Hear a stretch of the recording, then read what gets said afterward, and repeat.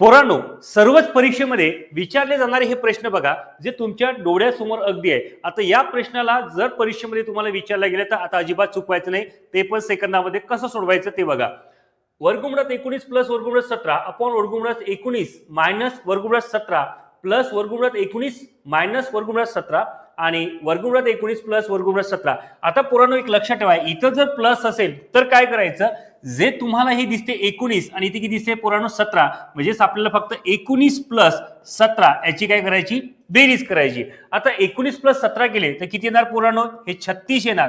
आता इथे बघा, इथे प्लस होता, इथे काय आहे मायनस आहे. जर मायनस असेल तर काय करायचं, तर मायनस असेल तर पोरांनो 2 वर्गमुळामध्ये काय करायचं, 7 गुणिले इथे 5 करायचं. 7 5 35, म्हणजेच आपलं उत्तर किती येणार, 2 वर्गमुळात 35. आता हे जर दोन्ही प्रश्न तुम्हाला नीट समजले असेल तर तुम्ही या प्रश्नाचं उत्तर पोरांनो मला कमेंट बॉक्समध्ये कमेंट करून नक्की सांगा आणि आपल्या चॅनलला लाईक आणि सबस्क्राईब करायला मात्र नक्की विसरू नका.